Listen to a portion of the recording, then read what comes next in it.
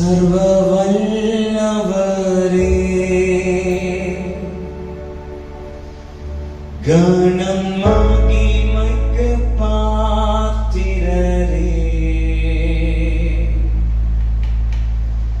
சர்வ வல்லவரே, கணம் மகிமைக்கு பாத்திரரே, ஆகாதது என்று ஏதுமில்லை உம்மா, ஆகாதது ஒன்றுமில்லை, ஆகாதது என்று ஏதுமில்லை உம்மா, ஆகாதது ஒன்றுமில்லை. இன்னைக்கு காலையில நான் நீங்கள் ஆராதிக்கிற நம்முடைய தேவனாகிய கர்த்தர், சங்கீதங்களுடைய புத்தகம் சொல்லுகிறது, கர்த்தாவே உடைய வசனம் என்றென்றைக்கும் வானங்களில் நிலைத்திருக்கிறது. அவருடைய வார்த்தைகள் மனித வல்லமைகளால் அல்லது இந்த உலகத்தினுடைய வேற்று வல்லமைகளால் அசைத்து பார்க்கக்கூடிய வார்த்தைகள் அல்ல. அவருடைய வார்த்தைகள் என்றைக்கும் நிலைத்திருக்கிற சர்வசக்தி வாய்ந்த வல்லமையுள்ள வார்த்தைகள். எவ்வளவேனும் பொய் சொல்ல கூடாமலே அவர் சொல்லி அப்படி செய்வதற்கு ஆற்றல் உள்ளவர். இந்த காலை வேளையில் நான் நீங்கள் ஆராதிக்கிறோம். ஓ ஹalleluya, ஆண்டவரே உம்மை ஆராதிக்கிறோம் இயேசுவே. சர்வ வல்லவரே, கணம் மகிமைக்கு பாத்திரரே, சொல்லாமல் எல்லாரும் சேர்ந்து சர்வ வல்லவரே, கணம் மகிமைக்கு பாத்திரரே, ஆகாதது என்று ஏதுமில்லை உம்மா, ஆகாதது ஒன்றுமில்லை, ஆகாதது ஒன்றுமில்லை, ஆகாதது என்று ஏதுமில்லை உம்மா, ஆகாதது ஒன்றுமில்லை. கரங்களை உயர்த்தி ஆராதிக்கலாமா? ஆகாதது ஒன்றுமில்லை, உம்மால் ஆகாதது ஒன்றுமில்லை. இயேசுவே, ஆகாதது ஒன்றுமில்லை, உம்மால் ஆகாதது. One more time, இயேசுவே, ஆகாதது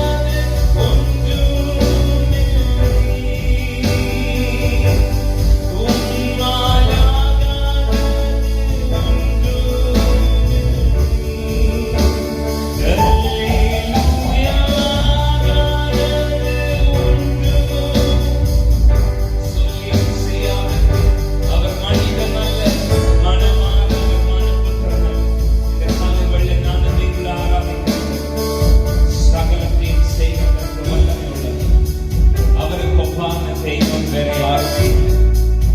என்னோட உங்களோட வாழ்க்கையில காலங்களுக்கு முன்னதாக அவர் செய்ய நினைத்தது ஒன்றும் தடைபடாது. அவர் சகலத்தையும் செய்வார்.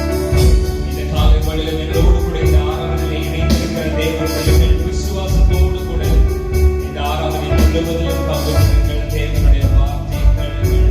தேவனுடைய அபரிமிதமான ஆசீர்வாதம் நீங்கள் இருக்கிற இடங்களிலே தானே இறங்கி வந்து உங்களை உங்கள் வீடு முழுவதையும் நிரப்பப் போகிறது. அவர் சொன்ன வார்த்தைகள் ஒன்றும் தரையிலே வீழ்ந்து வீணாய் போகாது. நீங்கள் நினைத்திருக்கிறதற்கும் எதிர்பார்த்திருக்கிறதற்கும் மேலான முடிவுகளை உங்களுக்கு தந்து உங்களுடைய தேவனாகிய கர்த்தர் உங்களை நடத்துவார். அவருடைய சமூகம் பிரசன்னம் எங்களோடு கூட இருந்து எங்களை தாங்கி நடத்தட்டும். இயேசுவின் நாமத்தில் பிதாவே, ஆமென், ஆமென், ஆமென். நம்ம எல்லாரும் சேர்ந்து சில பாடல்களை பாடி ஆண்டவர் ஆராதிக்க போகிறோம். தேவரீர் நீ சகலமும் செய்ய வல்லவர். நீ செய்ய நினைத்தது ஒன்றும் தடைபட. நான் நீங்கள் ஆராதிக்கிறவர் வாக்குத்தத்தம் பண்ணினதை நிறைவேற்றுகிறதற்கு வல்லமை உள்ளவர். எவ்வளவேனும் பொய் உரையாத தேவனை நான் நீங்கள் ஆராதிக்கிறோம்.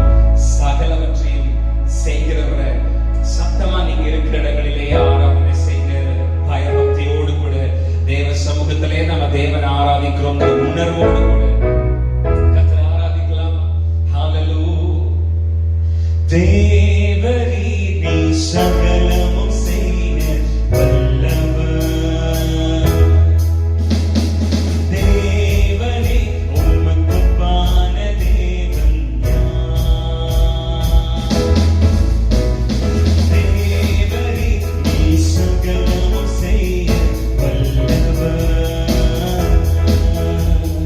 தேவனே உமக்கு பான தேவன் யார்?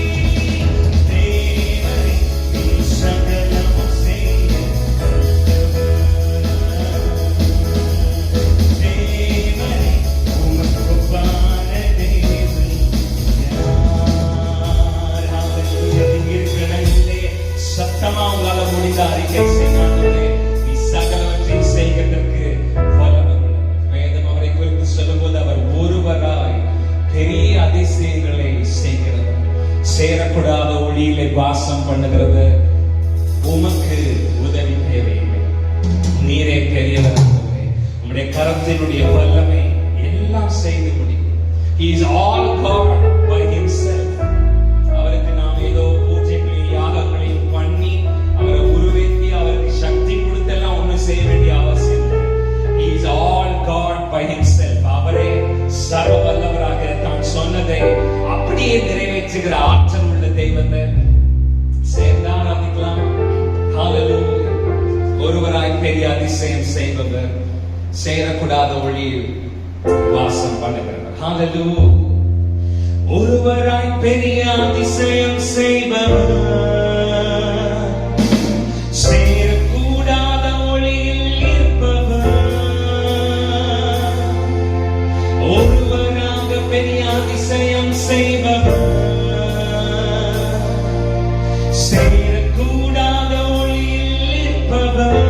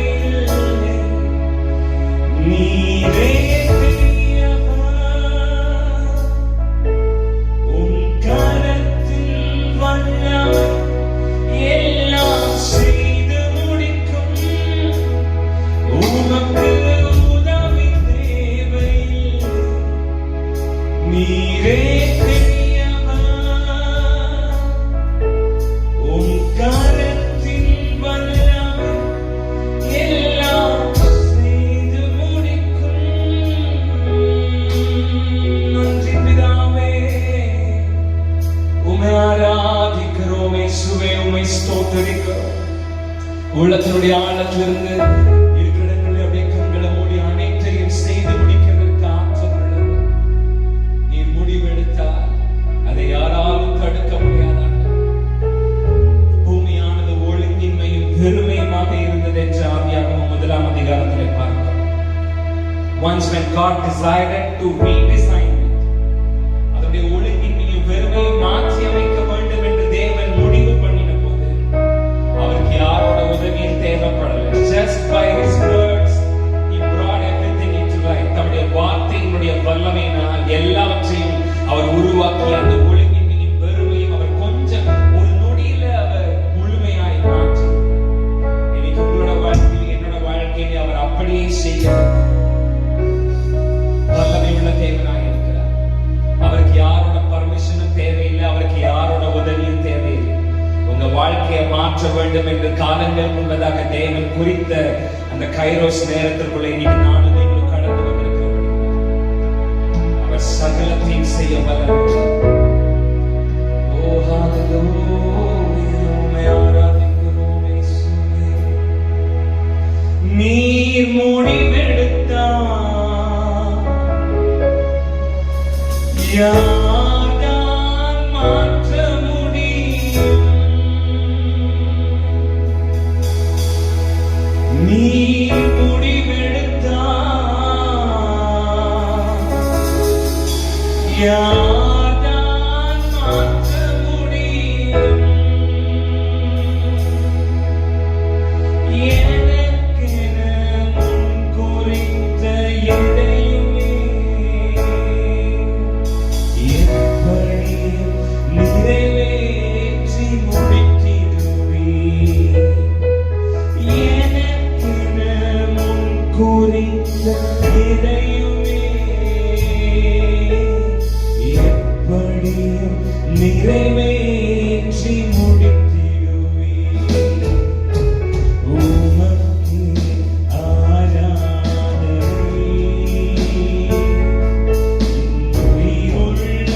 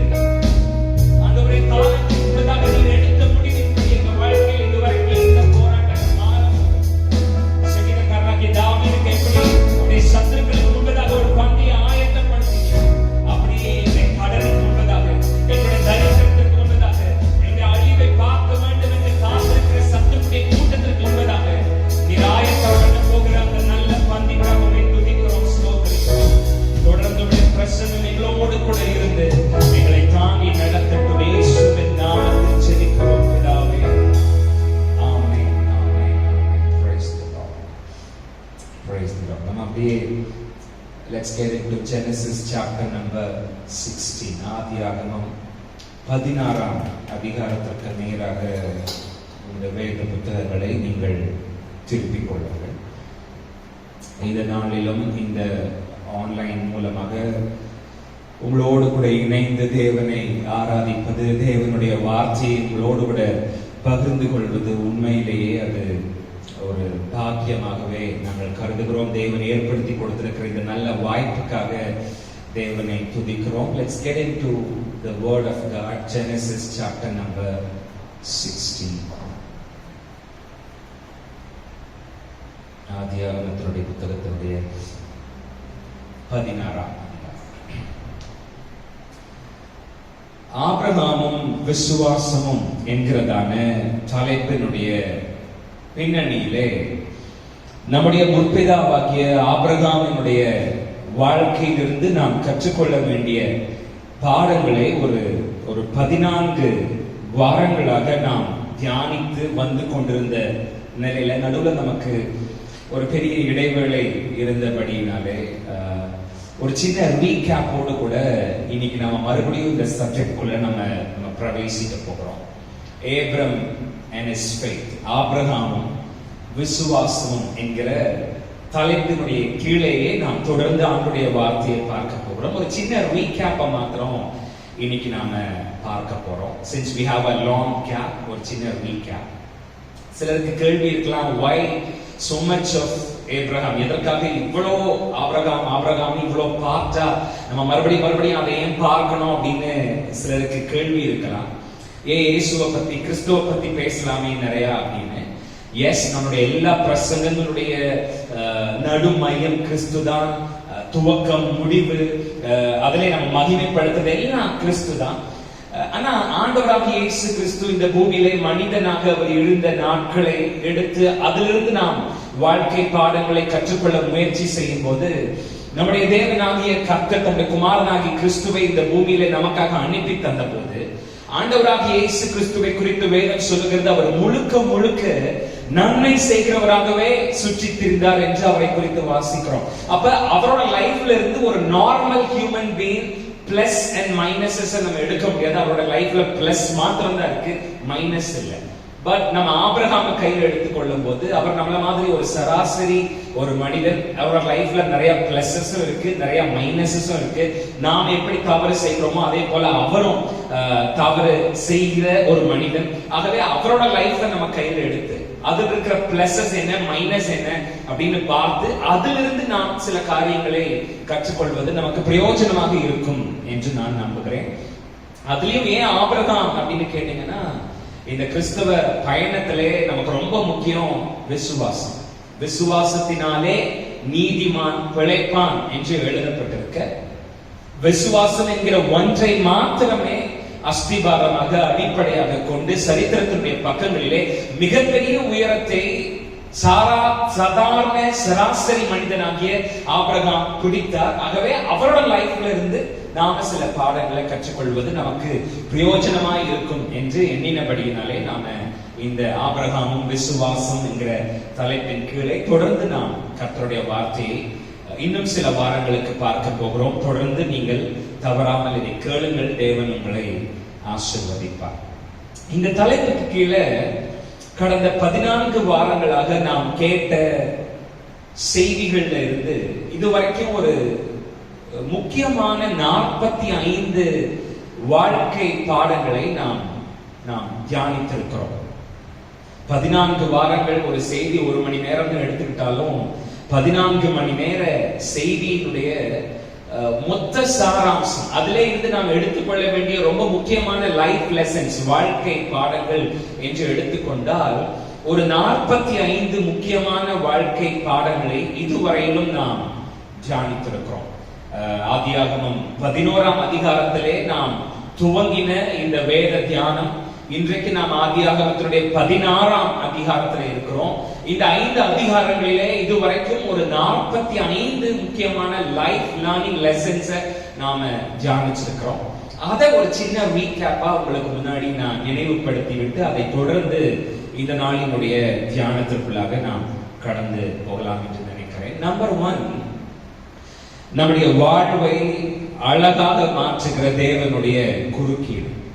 நம்மளோட நிலைமை என்ன மாதிரியான ஒரு நிலைமையில நாம இருந்தாலும் தேவனுடைய ஒரு சின்ன குறுக்கீடு நம்முடைய ஒட்டுமொத்த வாழ்க்கையும் மிக அழகாக மிக ரம்யமாக மாற்றுகிறதற்கு வல்லமை உள்ளதாக இருக்கிறது. 2, பாதி கீழ்ப்படிதல் என்பது முழுமையான கீழ்ப்படியாமை தான். 3, தேராகு என்கிற தாமதம் நம்மிடத்திலிருந்து மறிக்க வேண்டும். 4, தேராகு என்கிற தேக்கம் என்னோட உங்களோட வாழ்க்கையில் இருக்கிற வரைக்கும் நம்மளால திட்டமுள்ள ஒரு விசுவாசியாக நகர்ந்து முன்னேறி செல்லக்கூடிய ஒரு விசுவாசியாக இந்த தேக்கம் நம்ம வாழ்க்கையில் இருக்கிற வரைக்கும் நம்மளால மாறவே முடியாது. 5, நகர்வே இல்லாத கிறிஸ்தவ வாழ்க்கை என்பது எந்த வகையிலுமே பிரயோஜனமற்ற ஒன்று.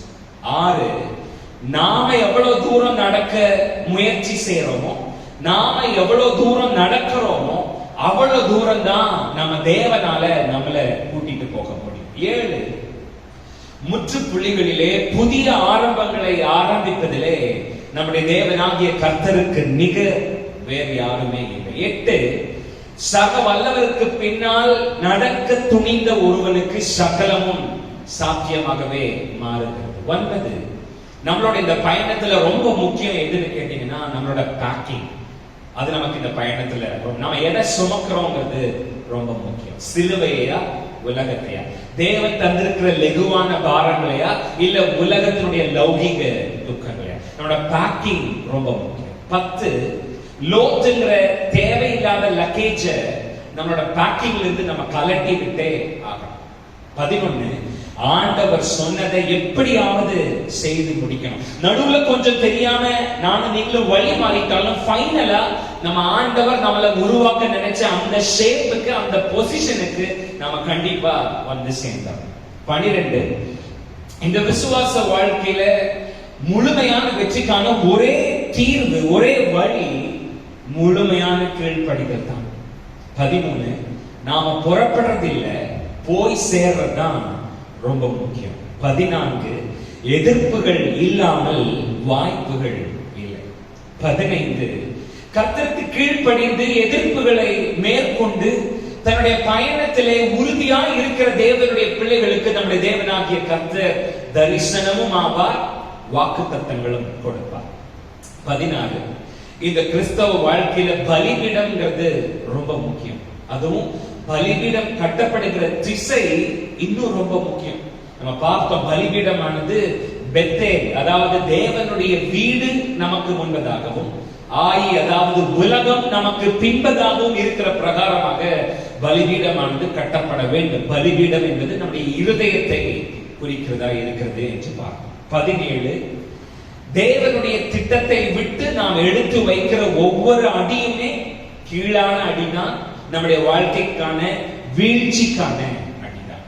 18 தேவனுடைய பிள்ளைகள் வீழ்ந்து போவது என்பது புதிதல்ல. Since we are all very normal human beings, நம்ம எல்லாம் சாதாரணமான மனிதர்கள் என்பதால் we have some carnal thoughts, நமக்கு உலக பிரகாரமான சிந்தனை உண்டு.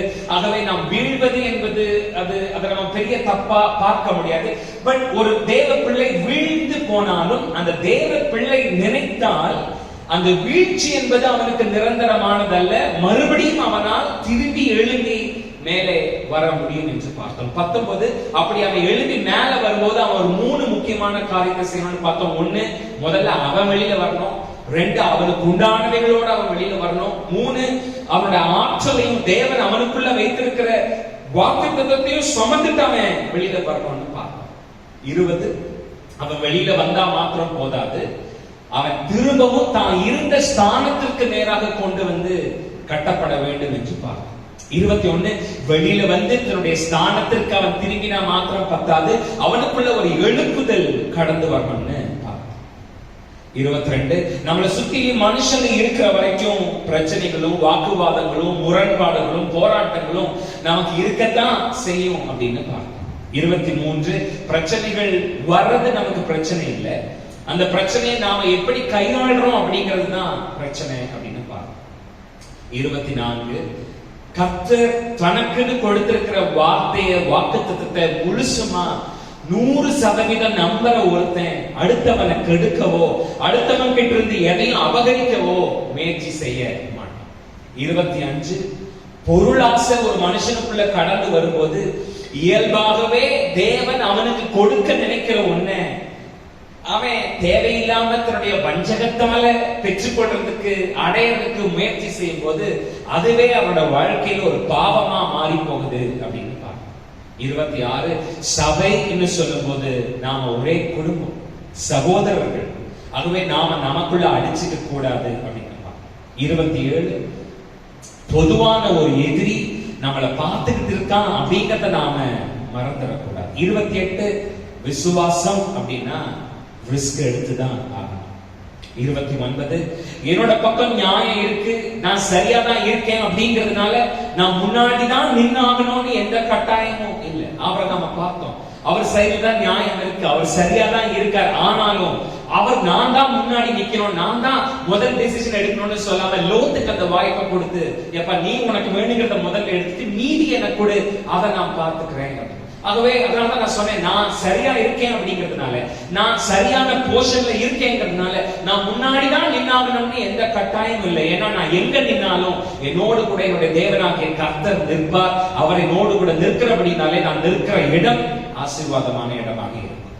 30 பார்க்கறதுக்கு நம்மளுடைய எதிரிகள் நம்மளை ஜெயிச்சிட்டா மாதிரி நமக்கு தெரிஞ்சாலும் முடிவுல பாருங்க, வெற்றி தேவனுடைய பிள்ளைகளுக்கு தான் சொந்தமானதாக இருக்கும்.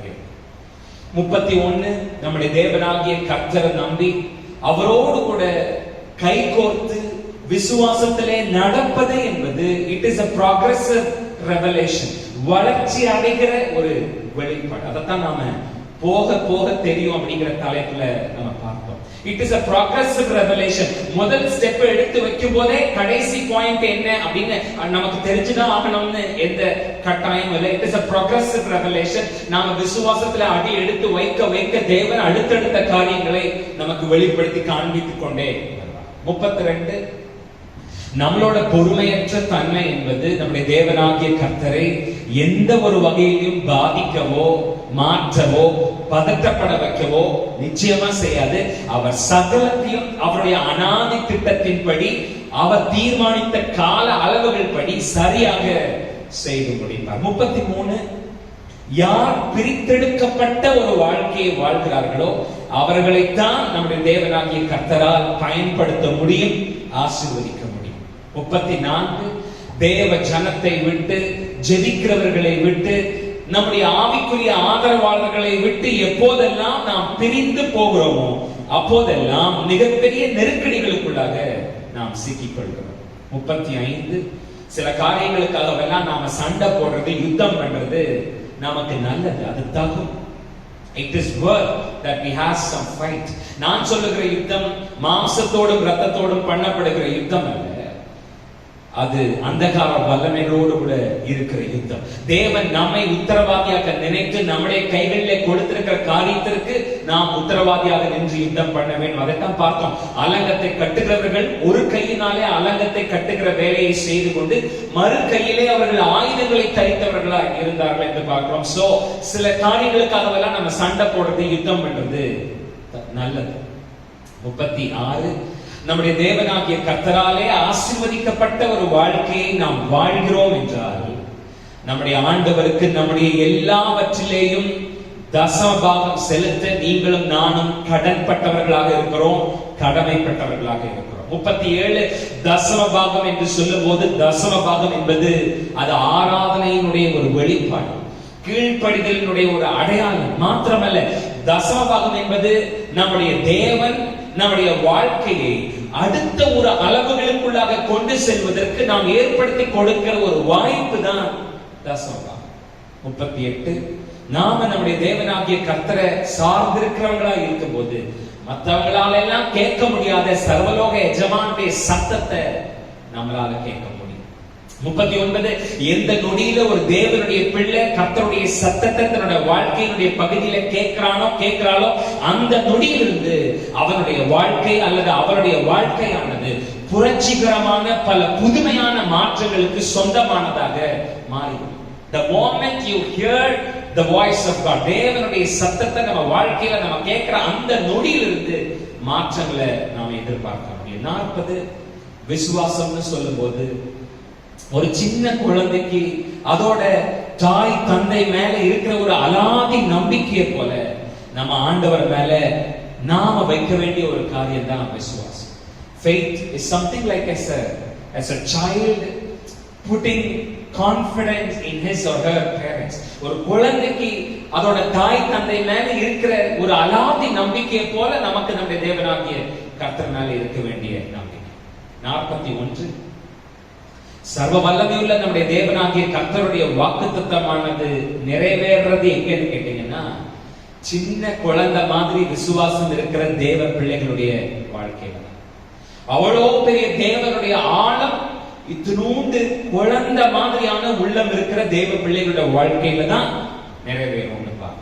42 சர்வ வல்லமை உள்ள சகலத்தையும் ஆளுகை செய்கிற நம்முடைய தேவனாகிய கர்த்தருடைய வாக்குத்தத்தமும் குழந்தைத்தனமான நம்முடைய விசுவாசமும் ஒண்ணுக்கொண்டு சந்திக்கும் போது நம்மளால கற்பனை பண்ணி கூட பார்க்க முடியாத மிகப்பெரிய அளவிலான ஆசீர்வாதங்களுக்கு நேராக அது நம்மளை நகர்த்தி கொண்டு போகும்னு பார்ப்போம்.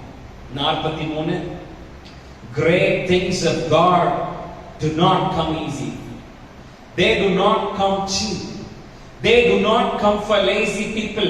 God's best are being kept for those who are willing to pay a price for it. தேவனுடைய ஆழச்சிறந்த ஆசீர்வாதங்கள் என்பது சர்வ சாதாரணமாக கிடைக்கவே கிடைக்காது.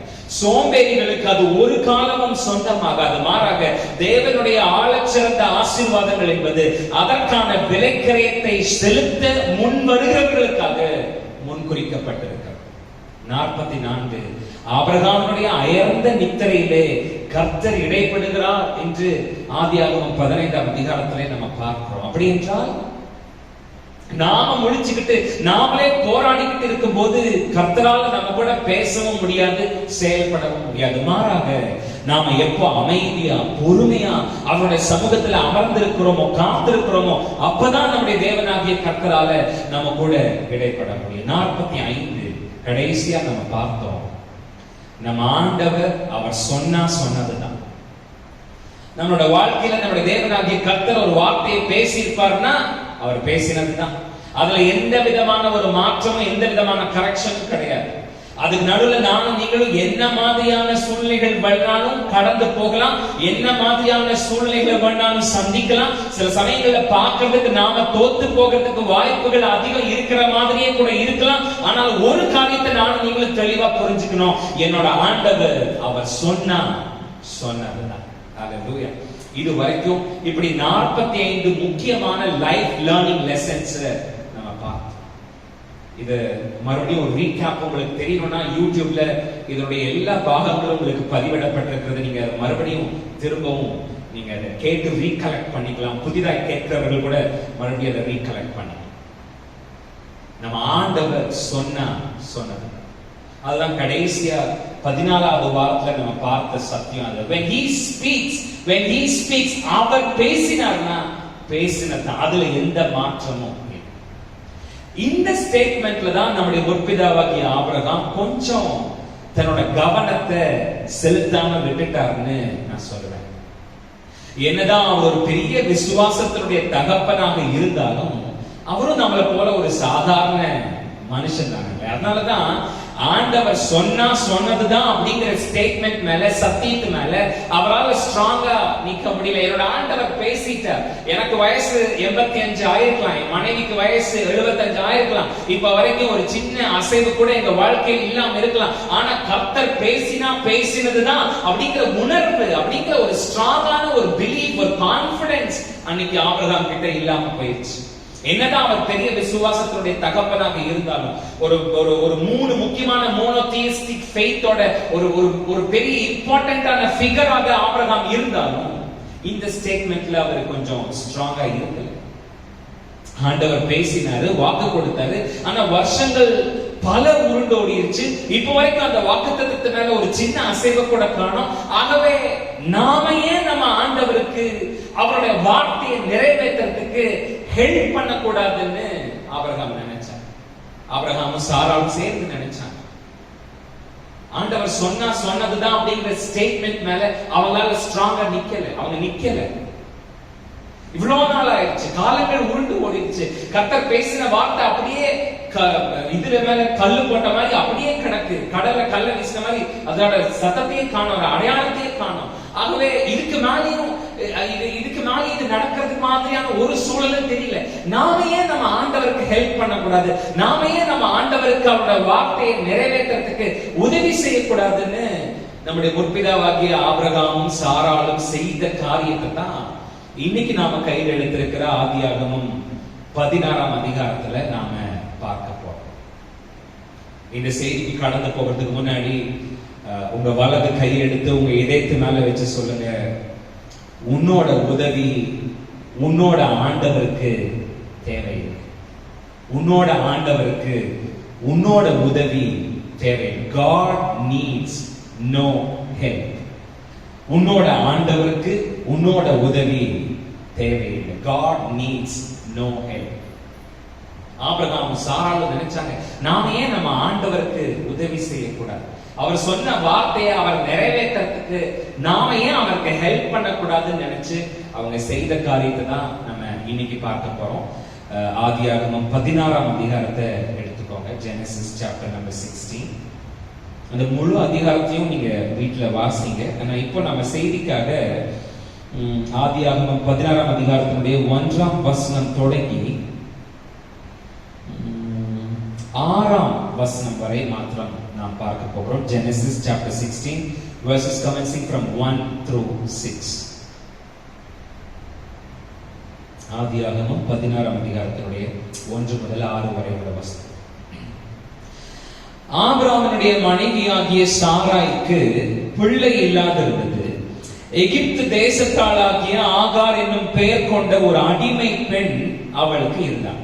சாராய் ஆபிரகாமை நோக்கி, நான் பிள்ளை பெறாதபடிக்கு கர்த்தர் என் கர்ப்பத்தை அடைத்திருக்கிறார், என் அடிமை பெண்ணோடே சேரும், ஒருவேளை அவளால் என் வீடு கட்டப்படும் என்றான். சாராயின் வார்த்தைக்கு ஆபிரகாம் செவி கொடுத்தான். ஆபிரகாம் கானான் தேசத்தில் 10 வருஷம் குடியிருந்த பின்பு ஆபிரகாமின் மனைவியாகிய சாராய் எகிப்து தேசத்தாலான தன் அடிமை பெண்ணாகிய ஆகாரை அழைத்து அவளை தன் புருஷனாகிய ஆபிரகாமுக்கு மறுமனையாட்டியாக கொடுத்தாள். அவள் ஆகாரோடே சேர்ந்த போது அவள் கர்ப்பம் தரித்தாள். அவள் தான் கர்ப்பவதியானதை கண்டபோது தன் நாச்சியாரை அற்பமாக எண்ணினாள். அப்பொழுது சாராய் ஆபிரகாமை நோக்கி, எனக்கு நேரிட்ட அநியாயம் உமது மேல் சுமரும், என் அடிமை பெண்ணை உம்முடைய மடியிலே கொடுத்தேன், அவள் தான் கர்ப்பவதியானதை கண்டு என்னை அற்பமாக எண்ணுகிறாள், கர்த்தர் எனக்கும் உமக்கும் நடுநின்று நியாயம் தீர்ப்பாராக என்றார். அதற்கு ஆபிரகாம் சாராயை நோக்கி, இதோ உன் அடிமை பெண் உன் கைக்குள் இருக்கிறாள், உன் பார்வைக்கு நலமானபடி அவளுக்கு செய் என்றான். அப்பொழுது சாராய் அவளை கடினமாய் நடத்தினபடியால் அவள் அவளை விட்டு ஓடி போனாள். விசுவாசம் என்கிற ஒன்றை மாத்திரமே அடிப்படையாக அஸ்திபரமாக வைத்து சர்வ வல்லமையுள்ள தேவனாகிய கர்த்தரை பின்தொடர்கிற ஆபிரகாம். எந்த அளவுக்கு இந்த ஆபிரகாமுக்கு கர்த்தர் மேல விசுவாசம் இருந்துச்சு அப்படின்னு கேட்டீங்கன்னா, அவரோட ஒரு வார்த்தையை நம்பி தன்னோட ஊரு, குடும்பம், தனக்கு தெரிந்த மனிதர்கள், தனக்கு பழக்கமான பிராந்தியம் என்று எல்லாத்தையும் விட்டுட்டு வெளியில வரக்கூடிய அளவுக்கு ஒரு பெரிய விசுவாசம் ஆபிரகாமுக்கு அவரை அழைத்த அவருடைய தேவனாகிய கர்த்தர் மேல இருந்துச்சு. நான் யோசித்து பார்க்கிறேன், அந்த இடத்துல ஆபிரகாம் இல்லாம வேற யாராவது இருந்திருந்தாங்கன்னா, ஆபிரகாம் ஒரு தனி மனிதனாக ஊர் என்கிற கல்தேயருடைய பட்டணத்தை விட்டு வெளியில வந்த அந்த பாயிண்ட் தொடங்கி, அந்த நிமிடம் தொடங்கி சரித்திரத்தினுடைய பக்கங்களிலே மிகப்பெரிய உயரத்தை அவர் எட்டி பிடிக்கிற அந்த தூரம் வரைக்கும் அவர் கடந்து சென்ற பாதையில எத்தனையோ பிரச்சனைகளை, போராட்டங்களை, நெருக்கடிகளை ஆபிரகாம் சந்திச்சார். இந்த இடத்துல ஆபிரகாம் இல்லாம வேற யாராவது இருந்திருந்தாங்கன்னா இவ்வளவு தூரம் அவங்களால கர்த்தரை நம்பி நடந்திருக்க முடியுமா அப்படின்னு ஒரு கேள்வியை கேட்டீங்கன்னா நிச்சயமாவே அது ஒரு பெரிய கேள்விக்குறிதான். ஆனா ஆபிரகாம் அந்த அளவுக்கு விசுவாசத்தோடு கூட தன்னுடைய தேவனாகிய கர்த்தரை நம்பி நடந்தார். இவ்வளவு எல்லாம் நான் சொன்னாலும் இந்த உலகத்தினுடைய முக்கியமான 3 பெரிய மதங்களினுடைய மிகப்பெரிய ஒரு தலைவராக கொண்டாடப்படுகிற ஒரு நபராக இந்த ஆபிரகாம் இருந்தாலும், விசுவாசத்தினுடைய தகப்பன் என்று அவர் அடையாளம் காட்டப்பட்டாலும், நான் முன்னமே சொன்னது போல அவரு நம்மளை போல ஒரு சாதாரண சராசரி மனுஷன் தாங்க. தவறு செய்யக்கூடிய, பாவத்துல விழக்கூடிய, தவறான முடிவுகளை எடுக்கக்கூடிய, உலக சிந்தை உள்ள கார்னல் மைண்ட் இருக்கிற சாதாரணமான சராசரியான ஒரு மனிதன் தான். இன்னைக்கு நாம கையில் எடுத்திருக்கிற இந்த வேத பகுதிங்கிறது தேவனுடைய குறுக்கீடுக்காக காத்திருக்காம தான் எடுக்கிற தன்னுடைய முடிவின் மூலமாக பிரச்சனையை தீர்த்து கொள்கிறதற்கு ஆபிரகாமுடைய மனைவியாகிய சாராள் எடுத்து வைக்கிற ஒரு முன்மொழிவு, அதை ஒத்துக்கொள்ளுகிற ஆபிரகாமுடைய ஒரு முடிவு. அதுதான் இந்த ஆதியாகமம் 16ஆம் அதிகாரத்தோட சாராம்சம். என்னன்னா, தேவன் சொன்ன வார்த்தையை தேவனே நிறைவேற்ற இடம் கொடுக்காம, தேவனுடைய அசைவாடுதலுக்காக காத்திருக்காம, அவங்களோட வாழ்க்கையில அந்த மொமெண்ட்ல அந்த பாயிண்ட்ல இருந்த பிரச்சனைக்கு அவங்களே ஒரு முடிவை எடுக்கலாம்னு ஒரு initiative, Sarah's initiative and Abraham's acceptance, சாராளினுடைய ஒரு முன்மொழிவு, அவை ஒப்புக்கொண்டு ஒத்து போன ஆபிரகாமினுடைய முடிவு. இந்த ஆதியாகமம் 16ஆம் அதிகாரத்திலே வருகிற விசுவாசத்தினுடைய தகப்பனாகிய ஆபிரகாமினுடைய வீழ்ச்சி என்பது ஆதியாகமம் 3ஆம் அதிகாரத்திலே வருகிற நம்முடைய ஆதி பிதாவாகிய ஆதாமினுடைய வீழ்ச்சியோடு கூட ஒத்து போவதாக இருக்கிறதை நம்மால் பார்க்க முடியும்.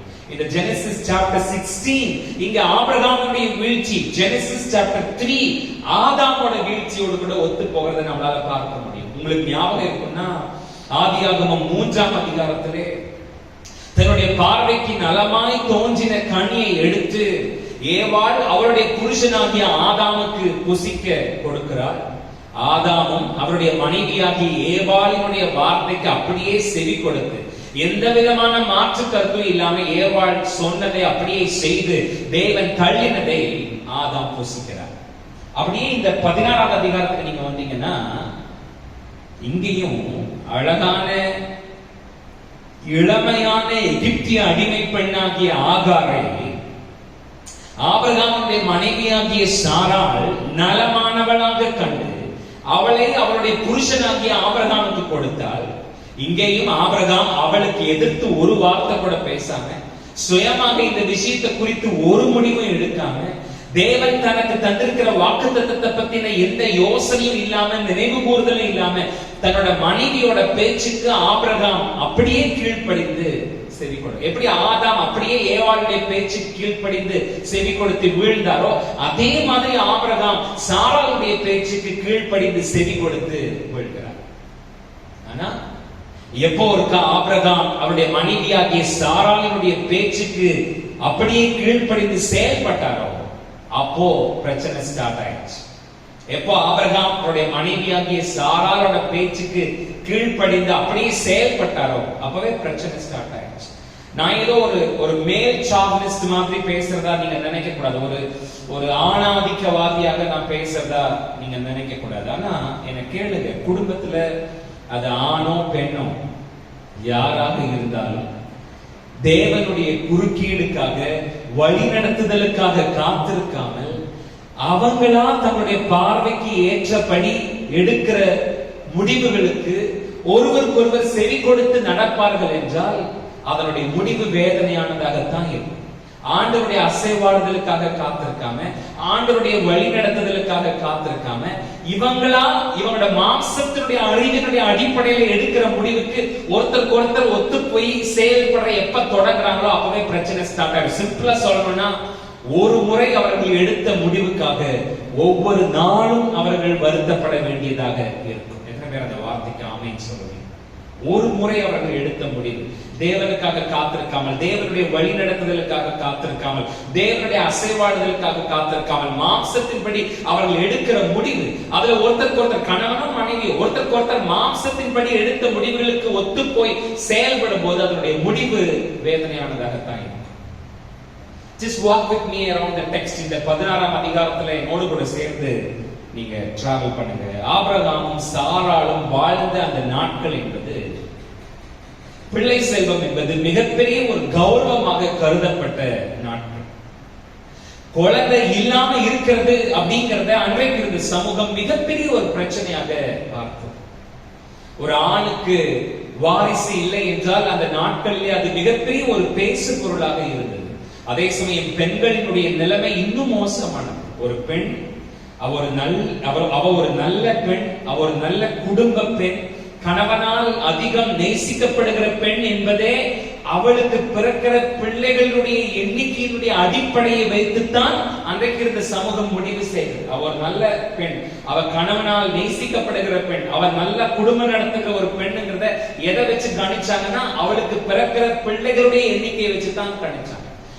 சோ இதுதான் அன்னைக்கு இருந்த சொசைட்டியோட வழக்கமா இருந்துச்சுன்னு சொன்னா, அந்த சொசைட்டியோட பார்வையின்படி சாராள் தன்னுடைய குடும்ப வாழ்க்கையிலே தோற்று போன ஒருவனாக எண்ணப்பட்டால், ஆபிரகாமும் தோற்று போன ஒருவனாக எண்ணப்பட்டான். ஏன்னா ஆபிரகாமுக்கு வாரிசு இல்ல, சாராளுக்கு குழந்தை இல்லை அப்படின்னா அவன் நல்ல குடும்பம் பண்ணலன்னு அர்த்தம் அன்னைக்கு இருந்த சமுதாயத்துடைய கட்டமைப்பின் படி. ஆகவே சாராள் தன்னுடைய அடிமை பெண்ணாகிய ஆகாரை தன்னுடைய புருஷனாகிய ஆபிரகாமுக்கு மறுமனையாட்டியாக கொடுத்து அவள் மூலமாக தனக்கும் தன்னுடைய புருஷனுக்கும் ஒரு வாரிசை பெற்றுக் கொள்வதற்கு முயற்சி செய்யறான்.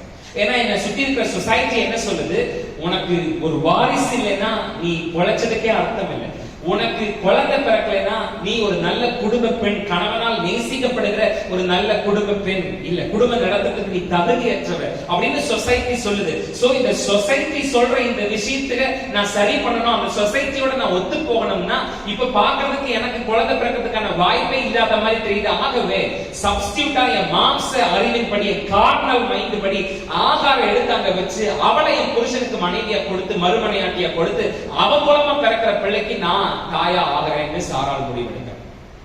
சாராள் எடுக்கிற அந்த முடிவுக்கு ஆபிரகாம் எந்த விதமான எதிர்கருத்தும் தெரிவிக்காம அப்படியே சம்மதம் தெரிவிக்கிறார்.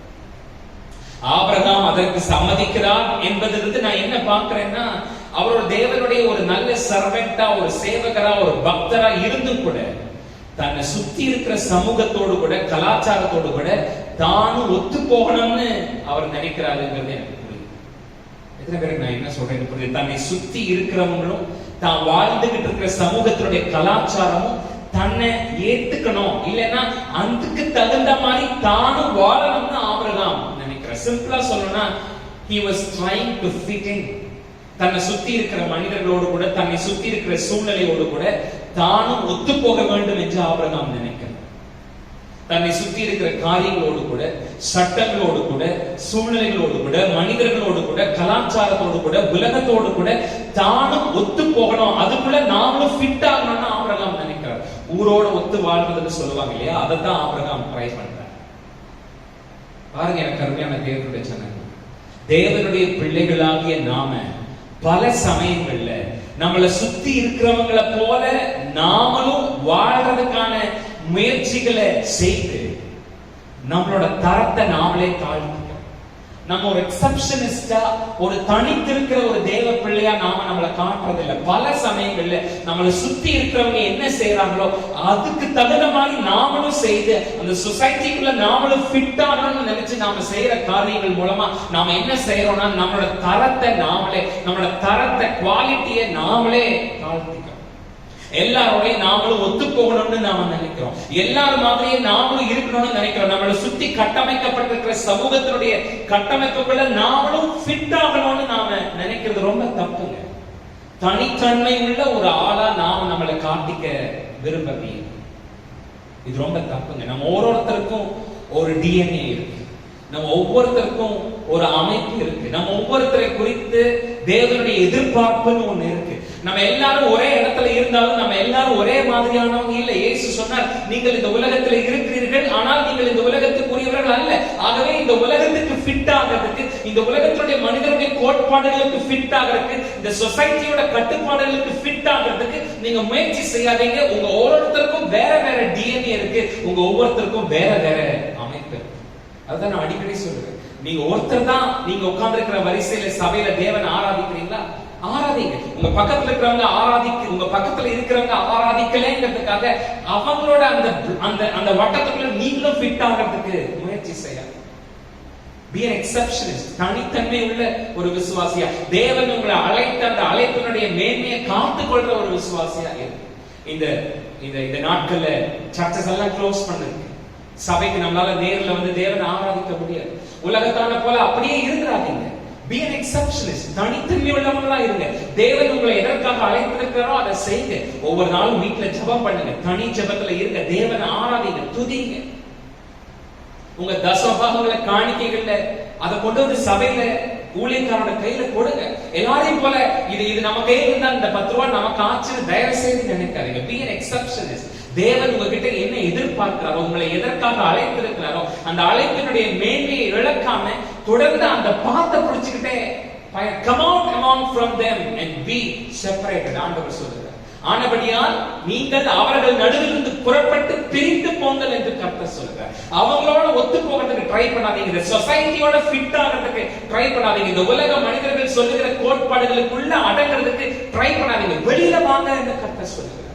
இன்னைக்கு காலையில இந்த வார்த்தை கேட்கிற எனக்கு அருமையான தேவனுடைய ஜனமே, don't try to get into fitting with someone else. உங்களை சுத்தி இருக்கிற சொசைட்டியோட மனிதர்களோட நீங்க கூட வேலை செய்யற ஆட்களோட ஃபிட் ஆகிறதுக்கு ட்ரை பண்ணாதீங்க.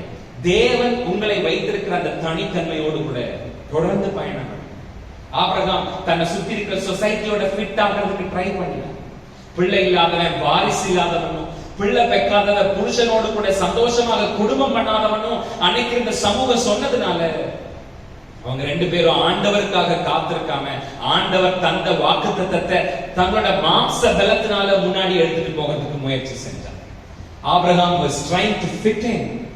ஆபிரகாம் சாராளும் தன்னை சுற்றி இருக்கிற சமூகத்தோடு கூட ஒத்து போகிறதுக்கு முயற்சி செய்தார்.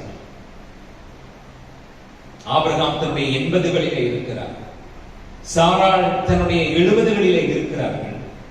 ஆகவே யோசித்து பார்த்தாங்க, இதுக்கு மேலேயும் நம்மளால நம்ம புருஷனுக்கு ஒரு பிள்ளைய பெற்றுக் கொடுக்க முடியாது. ஆகவே அடிமை பெண்ணாகிய ஆகார அவருக்கு மறுமனையாட்டி அவ மூலமா நம்ம புருஷனுக்கு ஒரு வாரிசை கொண்டு வர்றது மூலமா நம்ம வீட்டுக்காரருக்கு வாக்கு கொடுத்த நம்ம ஆண்டவருக்கு அவரோட வார்த்தையை அவர் காப்பாற்றுறதுக்கு நாம அவருக்கு உதவி செய்வோம்னு நினைச்சாங்க.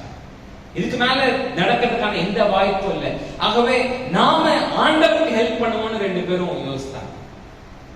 வாக்குப்படினவர் தன்னுடைய வாக்குத்தத்தத்தை காப்பாற்ற நம்மால் ஆன உதவியை அவருக்கு செய்வோம் என்று சாராளுடைய எண்ணம். She is trying to help God to keep his promise. ஆனா அவங்களுக்கு தெரியல, சர்வ வல்லவர் தான் சொன்ன வார்த்தையை அவர் நிறைவேற்றுறதுக்கு அவருக்கு யாரோட உதவியும் தேவையில்லை. எத்தனை பேர் how many of you can say hallelujah? எத்தனை பேரால என் கூட சேர்த்து ஹalleluya சொல்லலாம்? சர்வ வல்லவர் அவர் சொன்ன வார்த்தை அவர் நிறைவேற்றுறதுக்கு அவருக்கு யாரோட உதவியும் தேவையில்லை. ஆனா இவங்க நினைச்சாங்க, இவ்வளவுக்கு அப்புறம் மறுபடியும் ஆண்டவர் சொன்ன வார்த்தை நம்ம வாழ்க்கையில நிறைவேறுமா, நாம நம்ம ஆண்டவருக்கு ஹெல்ப் பண்ணுவோம்னு நினைச்சு ஆகார சப்ஸ்டியூட்டை உள்ள கொண்டு வர. சர்வ வல்லவர் தான் சொன்ன வார்த்தையை செய்கிறதற்கு வல்லமை உள்ளவர், அவருக்கு யாரோட உதவியும் தேவையில்லைங்கிறத அவங்க புரிஞ்சுக்காம அவங்க செஞ்ச காரியம் அவங்க வாழ்க்கையில பெரிய பிரச்சனையை கொண்டு வந்துச்சு. புரிஞ்சுக்காம நாம செய்யற விஷயம் தாங்க நமக்கு நிறைய பிரச்சனைக்கான காரணம். ஆண்டவர் ரொம்ப தெளிவா சொல்லுவார் பாருங்க, என் ஜனங்கள் அறிவில்லாமையினாலேயே சங்காரமாகிறார்கள். My people perish because of lack of knowledge. அதான் நான் அடிக்கடி சொல்லுவேன், தேவ ஜனங்கள் அதிகமா அழியிறது, பிரச்சனைகளுக்குள்ளாக சிக்கிக்கிறது மற்றவங்களால இல்ல, செய்வினை கோளாறுகளால இல்ல, அவங்களோட அறிவில்லாமையினாலே தான், அவங்க எடுக்கிற தவறான முடிவுகளினாலேயே தான். இன்னைக்கு காலையில நானும் நீங்களும் எப்படி இருக்கிறோம்? தேவனுக்கு நாம ஹெல்ப் பண்ணணும்னு நினைச்சு மாம்சத்து அறிவின்படி எதையாவது நாம செஞ்சுக்கிட்டு இருக்கோமா, இல்ல தேவனுக்காக நானும் நீங்களும் காத்துக்கிட்டு இருக்கோம்? இந்த 16வது அதிகாரத்துல ஆபிரகாமுக்கு சாராளுக்கு வந்த இந்த பிரச்சனை, அதை என்னன்னு நாம பார்க்கறது மூலமா நம்ம வாழ்க்கையில் இருக்கிற பிரச்சனைக்கும் நாம ஒரு தீர்வை பார்க்க முடியும்னு நான் நம்புறேன். இந்த இடத்துல அவங்க சந்திச்ச பிரச்சனைக்கு என்ன காரணம்னு நீங்க நினைக்கிறீங்க? அவங்க எடுத்த தவறான மாம்ச முடிவு. ஆண்டவர் அவங்களை ஆசீர்வதிக்கிறதுக்கு ஆயத்தமா இருக்க எகிப்திலேயே விட்டிருக்க வேண்டிய தேவையில்லாத சில மூட்டைகளை இப்ப வரைக்கும் ஆபிரகாமும் சாராளும் தங்களோட பயணத்துல வச்சிருந்ததுதான் அவங்களுக்கு பிரச்சனைக்கான காரணம். எகிப்திலேயே விட்டிருக்க வேண்டியதை கூடவே வச்சிருக்காங்க. எனக்கு அருமையான தேவனுடைய ஜனங்களே, விசுவாசத்துல தேவனை நம்பி நாம நடக்கிற இந்த பயணத்துல தேவையில்லாத எந்த சுமைகளும் நம்ம கிட்ட இல்லாம இருக்கிறதால நல்லது. We have to pack light. அதிகமான பாரத்தை நம்ம சுமந்துட்டோம்னா நம்மளால அதிகமான தூரம் நடக்க முடியாது. எவ்வளவு சிம்பிளா எவ்வளவு லைட்டா நம்மளுடைய வெயிட்டை மாத்தி முடியுமா அவ்வளவு லைட்டா நம்ம மாத்திக்கிறது தான் இந்த விசுவாச பயணத்துல நமக்கு நல்லது. எத்தனை பேருக்கு நான் என்ன சொல்றேன்னு புரியுது? விட்டிருக்க வேண்டிய ஆகார அவங்க எகிப்திலேயே விட்டிருந்தாங்கன்னா இப்படி ஒரு இக்கட்டான நிலைமைக்கு அவங்க வந்திருக்க வேண்டிய அவசியமே இல்லை. விட்டிருக்க வேண்டிய ஆகாரன்னு நான் சொல்லும் போது தேவனை நம்பி வாழ்ற அவங்க எகிப்துக்கு போயிருக்க வேண்டிய அவசியமே. சோ எகிப்துக்கு போனதும் தப்பு, அங்கிருந்த ஆகார கையோட அவங்க கொண்டு வந்ததும் தப்பு. இன்னைக்கு காலையில நாம இருக்கிற இடத்துல அப்படியே எழுப்பி நின்று நம்முடைய தேவனாகிய கர்த்தரை பார்க்க போறோம். அவங்க செஞ்ச அவங்களோட லைஃப்ல அவங்க பார்த்த பிரச்சனைக்கான காரணம் ரெண்டு. ஒண்ணு, அவங்க எகிப்துக்கு போயிருக்க கூடாது. ரெண்டு, போன அவங்க வெளியில வந்தாங்க சரி, பட் வெளியில வந்து அவங்க கிளீன் ஹேண்டடா வெளியில வரல, சுத்தமா வெளியில வரல. ஆகாரங்கிற தேவையில்லாத ஒரு அழுக்க, ஒரு சுமைய அவங்க இங்க வரைக்கும் கொண்டு வந்து தப்பு பண்ணிட்டாங்க. இன்னைக்கு காலையில தேவனுடைய சமூகத்துல காத்திருக்கிற கருமையான தேவனுடைய ஜனம், நானும் நீங்களும் சந்திக்கிற இன்னைக்கு நம்ம லைஃப்ல இருக்கிற பிரச்சனைக்கு, குடைச்சல்களுக்கு, போராட்டங்களுக்கு, சிக்கல்களுக்கு யார் காரணம்? என்ன காரணம்? நான் தனித்திருக்க வேண்டியவன், தனித்தன்மையோடு கூட இருக்க வேண்டியவங்கிற புரிதல் நமக்கு இல்லாம போயிருச்சா? ஆஃபன் டைம்ஸ் நம்ம மத்தவங்களோட கூட ஃபிட் ஆகிறதுக்கு முயற்சி செய்யறோம், இந்த சொசைட்டியோட ஃபிட் ஆகிறதுக்கு முயற்சி செய்யறோம். Come out from a mountain. அவங்களை விட்டு வெளியில வாங்கன்னு கர்த்தர் நம்மளை கூப்பிடுறார். வெளியில நம்ம வரணும். இனியும் அந்த ஆண்டவர் நம்ம வாழ்க்கையில பேசின வார்த்தைகள் நிறைவேறலைன்னு உடனே மாம்ச சிந்தையில நாமளா நம்ம ஆண்டவருக்கு ஹெல்ப் பண்ணுவோம்னு எதையும் செய்ய வேண்டாம். தேவனுடைய அசைவாடுதலுக்காக தொடர்ந்து நம்ம காத்திருப்போம். அவர் செய்ய நினைத்தது ஒன்றும் தடையாது. அவர் முடிவெடுத்தார், அதை யாராலையும் மாற்ற முடியாது. எனக்கு உங்களுக்கு அவர் முன் குறித்ததை அவர் எப்படியே நிறைவேற்றுவதற்கு வல்லமை உள்ளவராக. கண்களை மூடி ஆண்டவரை நோக்கி பார்த்து, இயேசுவே உம்மை நாங்கள் ஆராதிக்கிறோம். ஹல்லேலூயா. நீர் முடிவெடுத்தார், அதை யார்தான் மாற்ற முடியும்? நீர் முடிவெடுத்தார், அதை யார்தான் மாற்ற முடியும்? எனக்கென முன் குறித்த எதையுமே எப்படி நிறைவேற்றி முடித்திடுவேன். எனக்கென முன் குறித்த எதையுமே எப்படியும் நிறைவேற்றி முடித்திடுவேன். தேவன் நமக்கென்று தந்திருக்கிற வாக்குத்தத்தங்கள் எல்லாம் நாம எதிர்பார்க்கிற நேரத்துல நமக்கு கிடைக்காத போது அதை மாம்ச பிரகாரமா நம்ம வாழ்க்கையில சாதிக்கிறதுக்கு நாம முயற்சி செய்யக்கூடாது. ஆபிரகாம் செஞ்சது அதுதான் தப்பு. தேவனுக்காக காத்திருக்காம அது ஒரு லோனோ, அது ஒரு வேலையோ, அது ஒரு கல்யாண காரியமோ, அது வீடு கட்டுறதுக்காக நீங்க எடுக்கிற முடிவோ, அது பிசினஸோட பெர்ஸ்பெக்டிவோ, அது படிப்போ, ஃபியூச்சரோ, just wait for your God. உங்களோட கூட பேசி இருக்கிற உங்க தேவனாகிய கர்த்தருக்காக காத்திருங்க. மூணு விஷயத்தை ஞாபகம் வச்சுக்கோங்க. அவர் சொன்ன வார்த்தையில அவர் உண்மை உள்ளவர், அவர் பொய் சொல்ல மாட்டார். He never lies. ரெண்டு, உங்க ஆண்டவருக்கு உங்களோட உதவி தேவையில்லை, யாரோட பர்மிஷனும் அவருக்கு தேவையில்லை. அவர் சொன்னதை அவர் செய்து முடிப்பார். மூணு, he is a God of order. சகலத்தையும் அவர் நேர்த்தியாய் செய்து முடிக்கிறது. என்னோட உங்களோட அவசரத்துக்கெல்லாம் பதட்டப்படுகிறவர் இல்ல. அவர் தன்னுடைய அனாதி தீர்மானத்தின்படி சகலத்தையும் செய்து முடிக்கிறார். இன்னைக்கு காலையில என்னோடு கூட இணைந்து இந்த உபவாச கூட்டத்தில் கலந்து கொண்ட தேவ பிள்ளைகள், இந்த ஒரு சப்ஜெக்ட் உங்க மனசுல பதிவு வச்சுக்கோங்க. என் ஆண்டவர் சொன்னதுதான். அவருடைய அந்த வேலைக்காக நான் காத்திருக்கணும். அவசரப்பட்டு நான் என் மாம்சத்துல எந்த முடிவை எடுத்துடக் கூடாது. நான் எடுத்தேன்னா கண்டிப்பா எனக்கு பிரச்சனை வரும். ஒருவேளை இன்னைக்கு நானும் நீங்களும் எகிப்துக்குள்ள சிக்கி இருந்தா, come out from a mountain. வெளியில வாங்க, சுத்தமா வெளியில வாங்க. கையில எதையும் தூக்கிட்டு வராதீங்க. சுத்தமா வெளியில வர்றதுங்கிறது நம்ம மாம்ச பலத்துல முடியாது. ஆனா இயேசுவின் ரத்தம் எல்லா அழுக்குகளையும் நீக்கி நம்மளை சுத்திகரிக்கும். அந்த ரத்தத்துக்காக காத்துங்க. தொடர்ந்து ஜெபத்தோடு கூட நம்முடைய ஊழியத்தை தாங்குங்க.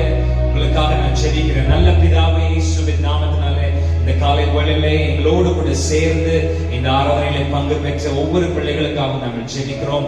தேவனுடைய அளவற்ற கிருபை, பலன் சம்பூர்ணமாய் இந்த நாட்களில் அவர்கள் மீது இறங்கி வரட்டும். மட்டும் இந்த லாக்டவுன் பீரியட்ல அவருடைய தேவைகள் அனைத்தையும் தேவன் இயற்கைக்கு அப்பாற்பட்ட விதத்திலே சந்திப்பீராக. உமக்கு உதவி தேவையில்லை என்பதை நாங்கள் அறிந்து கொண்டோம். நாங்கள் எங்களுடைய மாம்ச பலத்திலே எதையும் செய்ய முயற்சி செய்யாம உமக்காக உம்முடைய அசைவாடுதலுக்காக காத்திருக்க தேவன் எங்களுக்கு கிருபை தாங்க. சபைக்காக ஊழியர்களுக்காக ஜெபிக்கிறோம். தேவனுடைய கிருபை அனுகிரகம் எப்போது எங்களோடு கூட இருக்கட்டும். வார்த்தை கேட்ட உடைய பிள்ளைகளோடு கூட உங்களுடைய தயவு தங்கி இருப்பதாக. இந்த ஊழியத்தோடு கூட உடைய காருண்யம் இருப்பதாக. இயேசுவின் நல்ல நாமத்தில் ஜெபிக்கிறோம் பிதாவே, ஆமென். என் ஆத்துமாவே கர்த்தரை ஸ்தோத்திரி, என் முழு உள்ளமே அவருடைய பரிசுத்த நாமத்தை ஸ்தோத்திரி. என் ஆத்துமாவே கர்த்தரை ஸ்தோத்திரி, அவர் செய்த சகல உபகாரங்களையும் மறவாதே. Amen.